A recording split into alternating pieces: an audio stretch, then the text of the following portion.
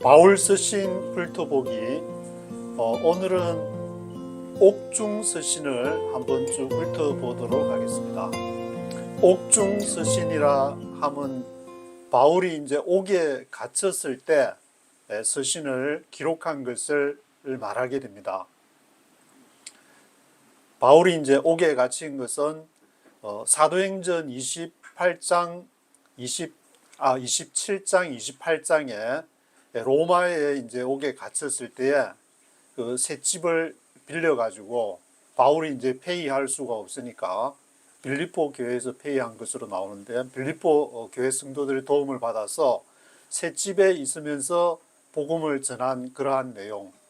거기서 이제 옥중 서신에서 기록한 것이 우리가 흔히 이제 네 권으로 분류를 하고 있는데, 에베소서, 빌립보서, 골로새서, 빌레몬서. 그래서 성경에는 에베소서, 빌립보서, 골로새서, 다음에 이제 디모데 전후서 다른 성경이 끼어져 있지만, 그리고 빌레몬서가 있지만, 에베소서, 빌립보서, 골로새서하고 빌레몬서가 같이 이렇게 옥중 서신으로 분류가 되고 있습니다. 그래서 바울이 이제 그 로마 감옥에서 한 2년을 이렇게 감옥 살이를 한 비교적 이제 자유로운 감옥 생활을 한 것으로 알고 있고, 그 앞에 로마로 오기 전에 바울이 예루살렘으로 갔다가 전도 여행을 마치고 3차 전도 여행을 마치고 예루살렘으로 갔다가 유대인들의 모함을 받아서 가이사랴 빌립보에서 또 이렇게 한 2년 정도, 그 가이사랴 빌립보에서는 유대인들도 있고 하니까 뭐 사람도 잘 만나기 힘들었을 테고 거기서는 서신을 쓰지를 못했는데, 로마 감옥으로 와서 비교적 이제 자유롭게 되니까 거기서 서신을 쓴 내용이 에베소서, 에빌골빌, 어떤 데서는 에빌골몬 해가지고 빌레몬스가 빌빌 해가지고 빌립보서, 빌레몬서 두 가지가 같이 빌자로 시작을 하니까 이게 이제 에빌골 빌이든지 뭐 에빌골몬이든지 빌립보서, 빌레몬서 하면은 두 빌을 다 하니까 외우기 쉽도록 그냥 에빌골빌 해도 어감상 외우기가 더 쉬울 것 같은데, anyway, 이 바울이 옥에서 기록한 서신을 보게 되면은 굉장히 로마서도 앞에 이제 읽었지만, 로마서는 고린도 교회에서 문제가 해결되고 나니까 바울이 평소에 생각이 쫙 논리 정연하게 영적으로 쫙 열린 그런 것을 인간이 모든 로마서 1, 2, 3장 모든 인간은 죄인이다. 이방인들도 죄인이, 유대인들도 죄인이고, 그래서 아브라함의 믿음으로 봐라. 아브라함 창세기 15장에서 아브라함이 믿음으로 구원을 받았지 않나. 17장에서 할례를 이후에 구원, 의롭다함을 받고 나서 구원을 받지 않았나. 그런 게 이제 쫙 이렇게 로마서에서 실크로드처럼 쫙 영적인 실크로드처럼 쫙 펼쳐지게 되는데, 그런데 에베소서를 읽어보면은 이거는 로마서보다 더 깊이 있는 그러한 내용이 아닌가. 마치 로마서와 쌍벽을 이루는 듯한, 로마서는 16장이고 에베소서는 6장에 걸쳐서 로마서보다 훨 양도 적은데, 그게 이제 제가 오늘 아침에 어제 아랫게도 한번 읽어보고 오늘 아침에도 쭉 한번 읽어보니까 이 주안에서라는 말이 굉장히 많이 나오는데, 연필로 가서 한번 체크해 보니까 한 주안에서만 6장에 한 20번 정도가 이렇게 체크가 되는 것 같은데, 그 정도로 바울은 로마서에서는 한 개인의 어떤 구원을 위해서 죄인 가운데에서 오직 바라볼 것은 믿음으로, 예수 그리스도를 믿음으로써 구원을 받는다는데 초점을 뒀지만, 에베소서에서는 그 믿음으로 구원받은 사람들이 모인 이제 교회 공동체에 초점을 두고 에베소에 이제 보내는 그런 편지를 썼는데, 이 바울 서신을 보시면은 뒤에 이제 뭐 누구누구한테 문안한다 그랬는데, 에베소서 뒤에를 보시면은 누구한테 뭐 특별히 뭐 문안한다 그런 내용을 생각하고 이제 쭉 이렇게 회람 쭉 이렇게 돌려봐라는 그런 내용이 있는 걸로 봐서 에베소서 교회만을 대상으로 한 것이 아니라 그 당시에 이제 요한계시록에 보면 소아시아 7교회가 이렇게 시계 방향 유사하게 돌아가면서 에베소 교회, 에베소, 스무나, 버가모, 두아디라, 사데, 빌라델비아, 라오디게아 교회까지 7개의 교회가 있는데 그 주변에 그런 교회들을 비롯해서 이렇게 교회의 어떤 원형, 모형 그런 것을 바울이 제시하지 않았나 그런 생각이 들게 됩니다. 그래서 이 네 가지 이 옥중서신 중에서 에베소서를 쓰고 이제 뭐 시기적으로 뭘 먼저 썼는지는 잘 모르겠지만 어떤 사람은 뭐 빌레몬스를 먼저 썼다 그러고 몇 군데를 이렇게 유튜브에서 옥중서신에서 들어보니까 조금 다르게 얘기를 하는데 뭐 시기는 별로 중요한 것이 아닌 것 같고 옥에서 썼다 그것이 중요한 것 같은데 왜냐하면 에베소서하고 이렇게 골로새서 내용을 보면은 좀 유사한 내용이 많이 있어가지고 그게 이제 가장 유사한 것이 보면은 뒤에 교회를 얘기하면서 에베소서 뒤에 가면은 아내들이여 남편들에게 뭐 어떻게 해야 된다. 그리고 자녀들이여 부모들에게 어떻게 해야 된다. 그리고 또 이제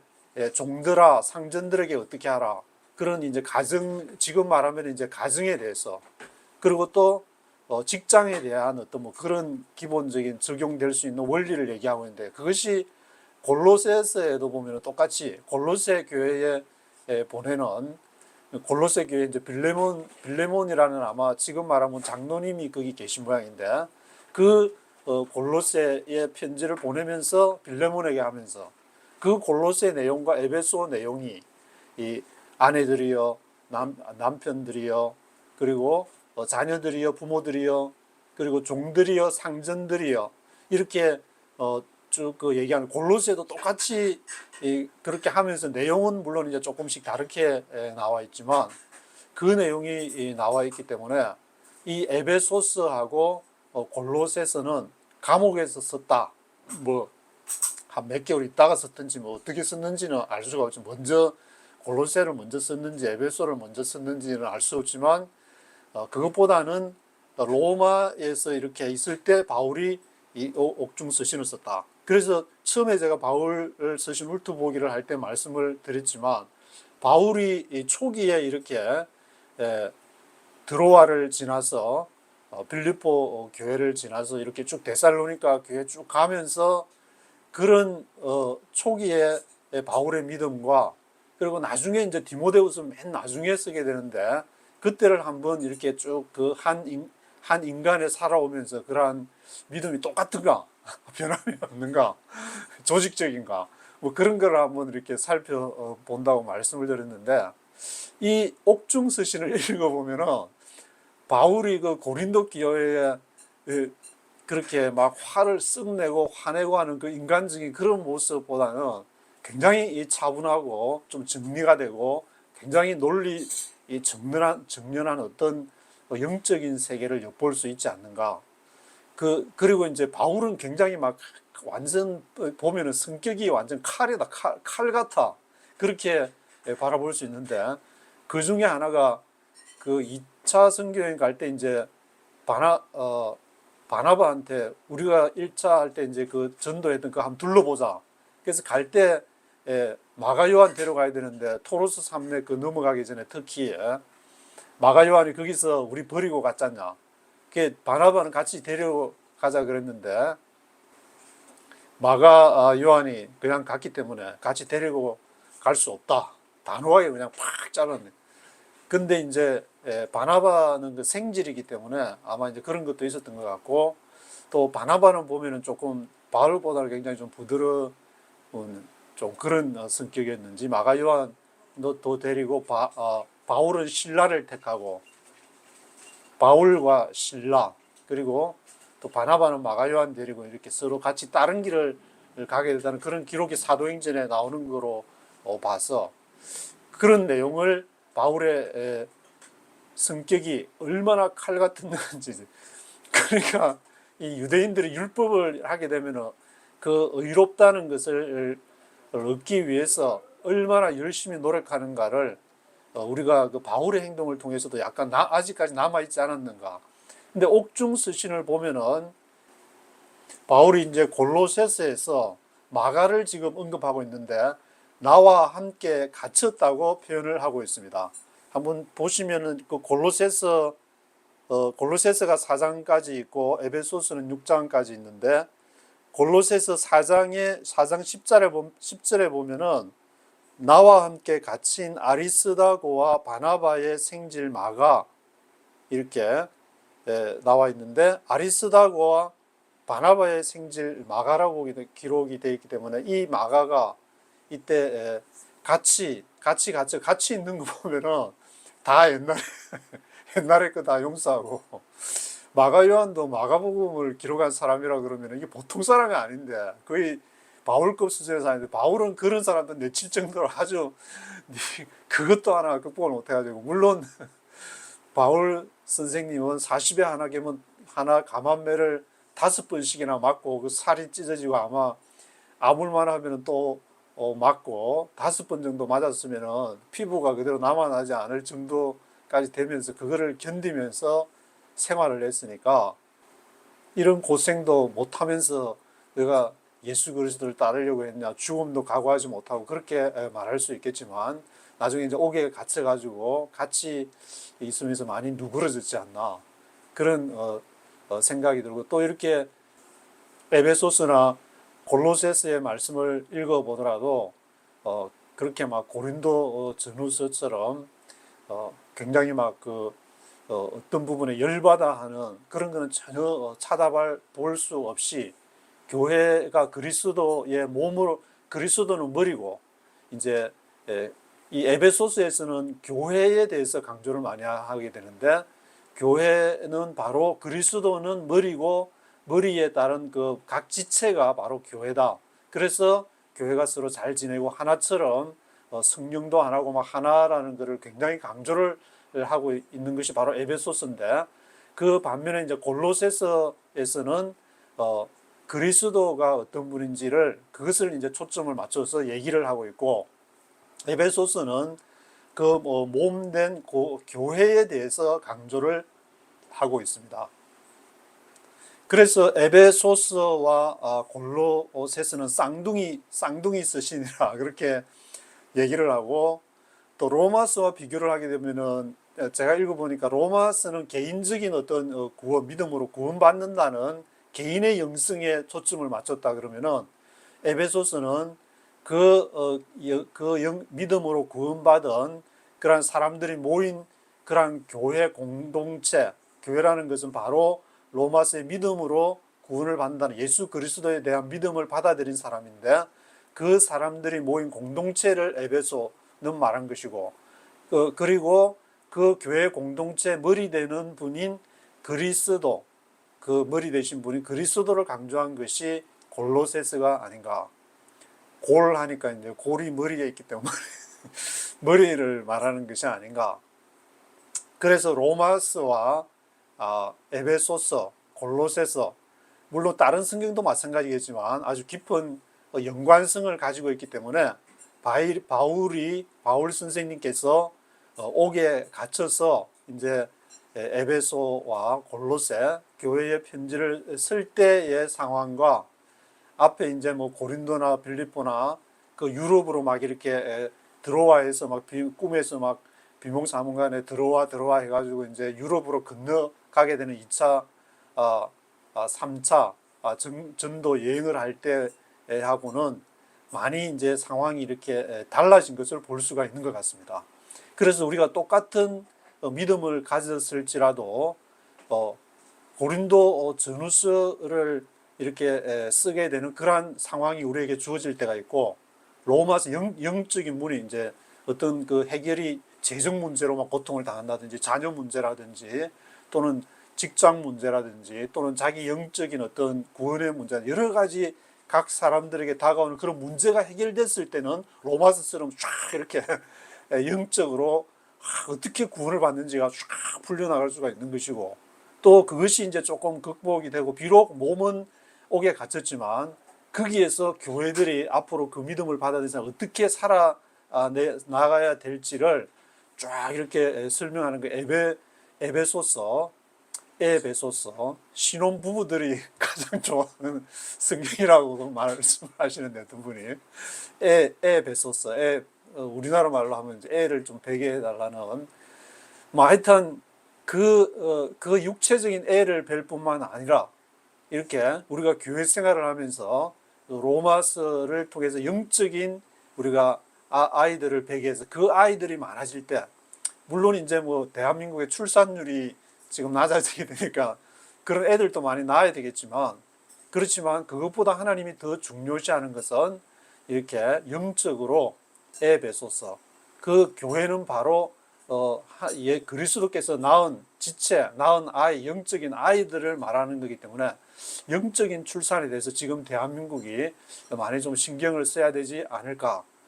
그런 생각이 들게 되는데 그 영적으로 낳은 아이는 따로 이렇게 뭐 다른 가정의 애들이 아니고 한 자녀다라는 것을 이제 강조를 하고 있는데 에베소서 4장 4절부터 보시면은 하나라는 걸 강조하면서 몸도 하나고 성령도 하나고 또 주도 하나, 믿음도 하나, 세례도 하나, 하나님도 하나. 이래서 그 하나임을 굉장히 강조를 하고 있습니다. 근데 원래 이제 이 성경을 쓰고 나서 가톨릭이 먼저 시작을 했기 때문에 가톨릭을 한 1000년 정도 이렇게 지내오다가 1517년 루터가 종교 개혁을 하면서 거기서 갈라져 나왔지만 그 하나라는 말이 무색하게 엄청나게 많은 교단들과 교파들이 지금 이렇게 물론 이제 뭐 긍정적인 모든 것을 다 부정적으로만 볼 수는 없기 때문에 긍정적인 측면도 있고 그걸로 인해서 복음이 확산되는 것도 있는데 지금 이렇게 이스라엘 팔레스타인 문제라든지 러시아 우크라이나 문제라든지 대만이나 한반도 문제라든지 그런 것을 생각해 보면은 이렇게 새로운 지금은 또 이렇게 패러다임이 변하는 상황 속에서 다시 한번 성경 본문을 지금까지는 막 나눠져 가지고 개신교에서도 장로교, 장감성, 장로교, 감리교, 뭐 성결교를 비롯해서 교단도 어마무시하게 많은데 근데 교리도 거의 같은데 합치지를 못하고 이렇게 나누는 것은 그동안에는 하나님께서 확장이 필요했기 때문에 아닌가. 근데 이제는 이렇게 확장은 이제 그만하고 에베소서 본문으로 돌아가자. 그래서 하나를 강조해야 될 때가 아닌가. 그런 생각이 좀 들게 되는데 그 하나를 이루어 가는데 필요한 어떤 직책이 쭉 이제 에베소서 4장 11절에 그것을 기록하고 있는데 그게 보면은 사도나 선지자, 복음 전하는 자, 그리고 목자와 교사가 필요하다고 그렇게 기록을 하고 있습니다. 그래서 사도나 뭐 선지자는 다른 바울 서신에서도 언급하고 있지만 사도는 예수님과 같이 지냈던 사람들을 말하는데 바울 자신은 예수님과 같이 지내지 않았지만 나도 사도다. 그래서 이 사도권 문제 때문에 바울이 자기의 거의 모든 것을 생을 걸고 고린도 교회하고 갈등을 빚었던 것도 사도권 문제 때문인데 anyway 바울도 사도라고 우리가 하고 있기 때문에 하여튼 이 사도나 선지자는 계속 그 구약에서부터 하나님이 보내신 사람이고 무슬림들은 그 마지막 선지자가 이제 마호메트라고 그렇게 얘기를 하고 있는데 왜냐하면 제가 스쿨 버스 하는데 에스코트랑 늘 같이 다니는데 그분이 아주 보수적인 그런 무슬림인데 하루에 뭐 5분씩 그렇게 예배도 드리고 제가 시간이 되면은 차도 세워가지고 이 시간 됐으니까 그 예배 드려야 되지 않냐 그렇게 저는 좀 편의도 제공을 해주고 그러는데 그래서 그런지 저를 5년 동안이나 같이 저를 선택을 해가지고 계속 같이 있고 싶어 하니까 저도 있으면서 시간 되면은 바이블 얘기도 하고 거기 무슬림 꾸란에도 구약하고 신약 저도 덕분에 이렇게 한 3번 정도 꾸란을 아라비아는 모르지만 그래도 한글로 번역된 것도 있고 아주 영어로도 한번 읽고 유튜브로 유튜브로 뭐 꾸란 한 2번 정도 이렇게 듣고 했는데 그거를 무슬림을 같이 이해를 해야 되지 않을까. 그래서 선지자 얘기하다가 일로 조금 무슬림으로 빠지게 됐는데 이 선지자들도 있고 그 사도나 선지자, 복음 전하는 자도 있고 목자와 교사. 근데 늘 앞에서도 제가 몇 번 강조를 했듯이 이 목자와 교사를 이게 한글 개역 개정이든 영어 성경이든 킹제임스 이번 킹제임스 번역 원문 강조하는 킹제임스 번역까지도 원래 원문에 있던 목자 포이맨이라 그러는데 헬라어로 그 포이맨이라고 그 번역을 안 하고 목자라고 안 하고 그것을 목사 영어는 패스터 그렇게 번역을 해놓은 것을 보면은 이 그리스도의 몸을 세워가는 어떤 역할을 하는 사람을 이게 조직적인 측면에서 강조하기 위해서 그것을 해놓았던 것이 아닌가. 목사라고 그 직책이 목사라는 직책이 뭐 언제부터 생겼는지는 제가 잘 모르겠지만 이것을 보게 되면 아마 그 로마 시대 때 이제 313년에 기독교를 공인하고 나서 325년에 니케아 공회가 생기고 그때부터 이제 한 예수님을 이제 하나님과 이제 동일한 예수님이니까 이것을 어떻게 정의를 해야 되느냐. 성부 하나님, 성자 예수님, 성자 하나님, 성령 하나님 이렇게 세 분을 삼위일체가 정립해서 완전히 꽝꽝꽝 결론 내리기까지 451년에 니콘 칼케톤 공회가 하는데 니케아 공회 325년에 생기고 콘스탄티노플 공회가 이후에 이제 생기고 그리고 에베소 공회가 431년 칼케톤 공회가 451년에 생기기까지 그것이 예수는 누구인가 그 문제로 수없는 시간을 지나니 교부들의 엄청난 논쟁을 지나고 나서 서방교회의 전통이 수립이 되게 되는데 물론 이제 처음부터 서방 동방이 나눠진 것은 아니고 거기도 이제 뭐 성령론 때문에 동방 정교회가 1054년에 그게 이제 동서교회 분열은 여러 가지 이유가 있겠지만 그 중에 하나가 바로 필리오케 논쟁이라고 그리고 아들로부터 라는 말을 이제 서방교회에서 거기 이제 성경에 없는 것을 삽입해가 동방 지금의 이제 동방 그 정교회에서 그거 없애라. 그런데 없앤 줄 아는데 얼마 지나고 보니까 어떤 데서 안 없애고 계속 있어가지고 이것이 이제 예수님을 좀 더 성령보다 좀 더 높이기 위한 것이 아닌가라는 그런 동방 정교에서 가지게 되어가지고 예수를 바라보는 시각 차이 결국에는 그 문제인데 지금 이제 뭐 이슬람이나 유대교, 기독교 그런 문제도 결국에는 그 논쟁의 핵심에 들어가면은 예수는 누구인가 그 문제로 갈라졌기 때문에 뭐 지엽적인 문제를 얘기할 수도 있겠지만 정말 진짜 교리 논쟁을 한다면은 결국에 예수는 누구인가 예수님께서 가이사랴 빌립보에서 질문했던 그 내용이 아닌가 너희는 나를 누구라 하느냐 그런 가장 기초적인 그것 때문에 지금 이슬람이랑 유대교와 기독교 그것이 나뉘어져 가지고 물론 이스라엘 팔레스타인 그 문제 같은 경우에는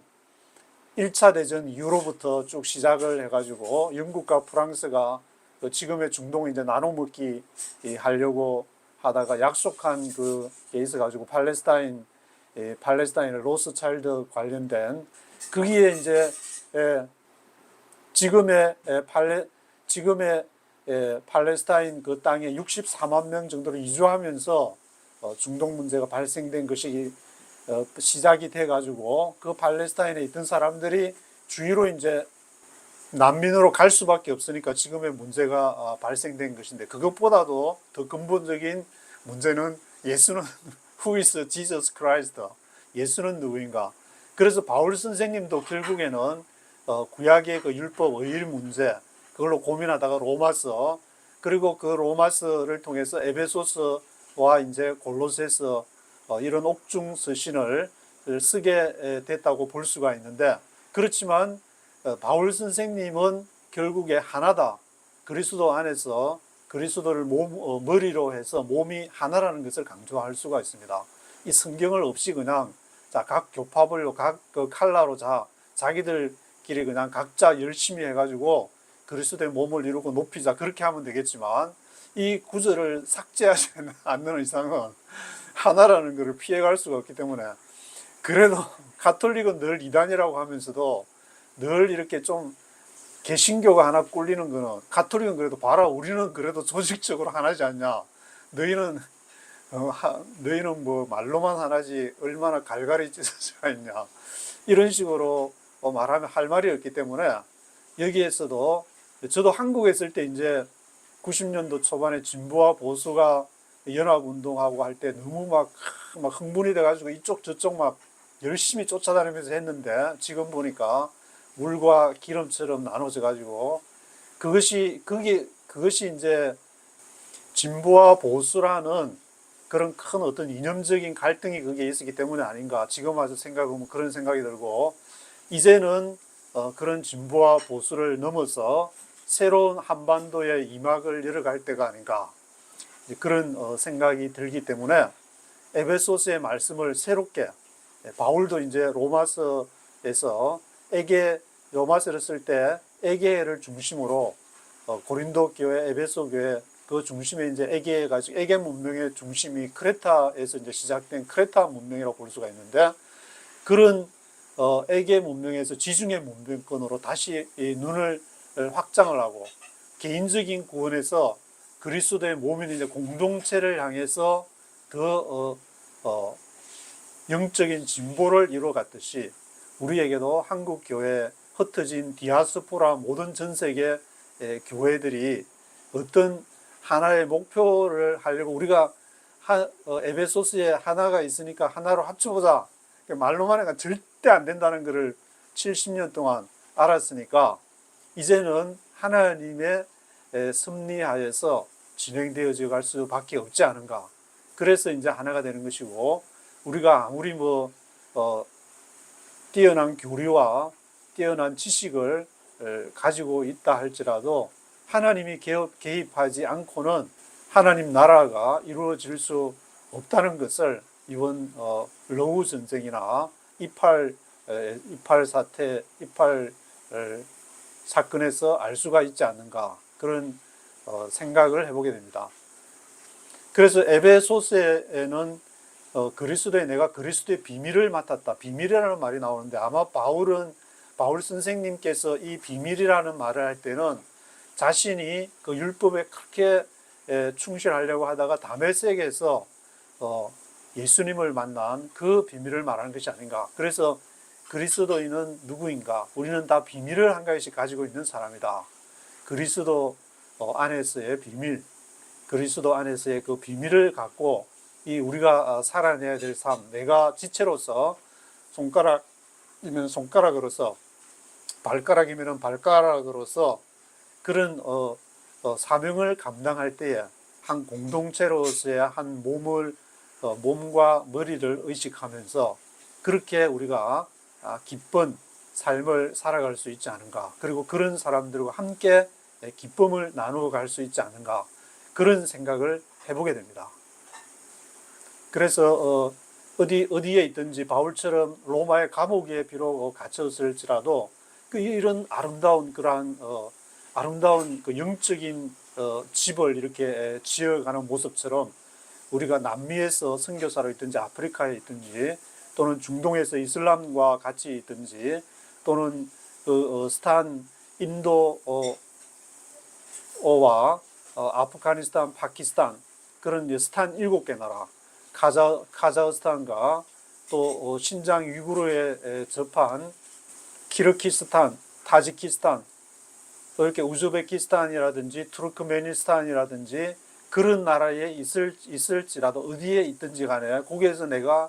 갇혀 지낸다는 생각이 들지라도 바울 선생님의 그러한 말씀을 읽어보면서 또 이제는 이제 유튜브가 된다면 인터넷을 통해서 많은 그 지체들이 우리가 하나 되자 말은 안 했지만 하나님 나라를 향해서 갈 때에 이 유대교와 기독교와 이슬람을 극복하는 그 하나됨을 거기에서도 느낄 수 있지 않은가. 물론 이제 기독교와 이슬람과 유대교가 요원한 것으로 보이지만 저는 스쿨버스 운전하면 지금 제 에스코트는 아주 독실한 신실한 보수 무슬림이고, 그리고 제가 픽업한 애는 유대인 쭈이씨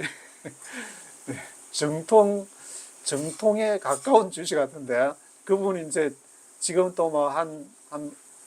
2, 3주 이렇게 하니까 이제는 막 손 흔들면서 같이 약간 친해진 것 같은데, 자기 애를 이렇게 잘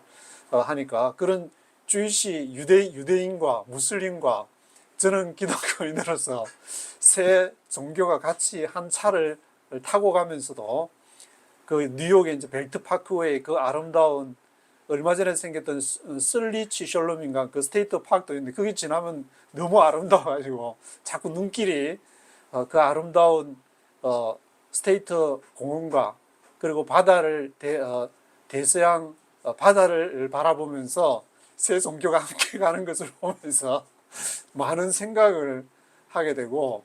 야, 하나님이 앞으로 이렇게 해나갈 같이 공동체적인 삶을 가는 거 하나의 사인을 주시는 거 아닌가, 그런 생각이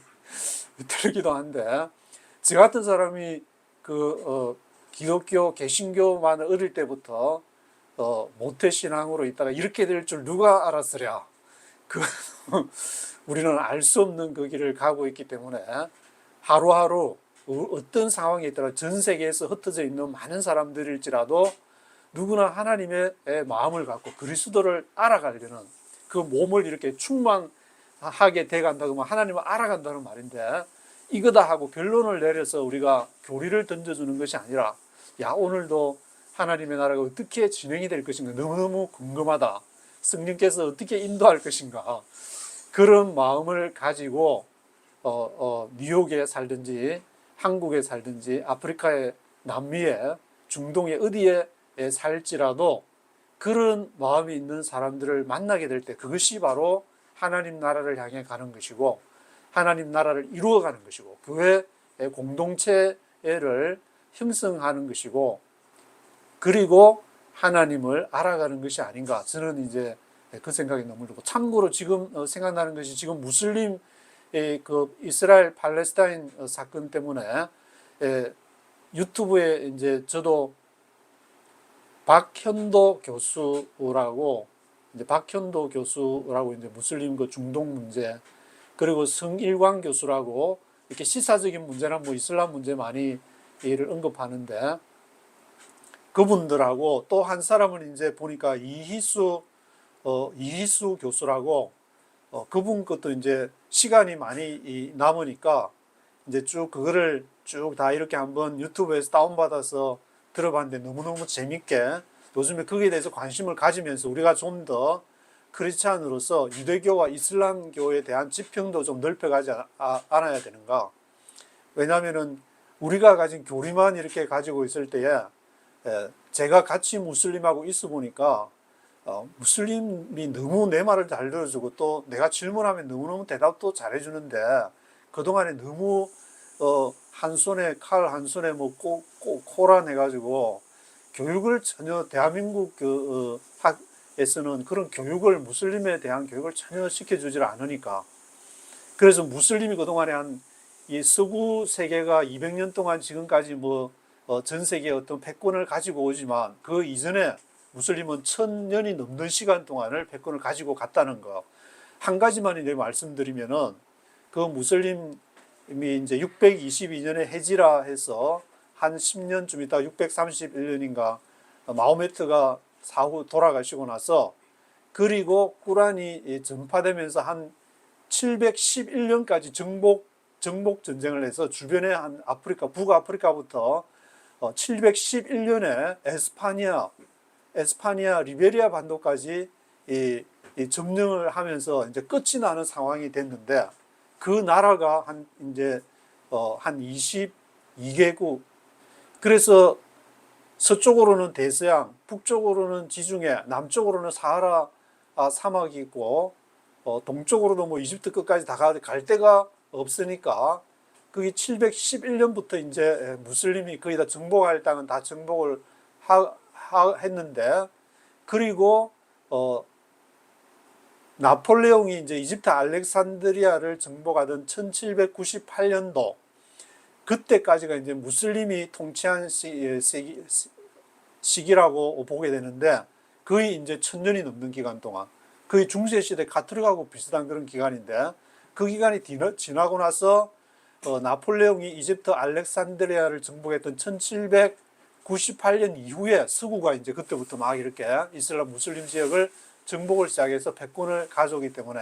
그 이후에 어떻게 이 사람들이 지냈는가. 그 중에 한 가지를 보면은 신기한 게 무슬림에게 정복을 당해가지고 이슬람이 됐는데도 지금까지 한 나라도 무슬림에서 다른 종교를 받아들이지 않았다. 그 왜 그럴까? 그런 문제를 한번 우리가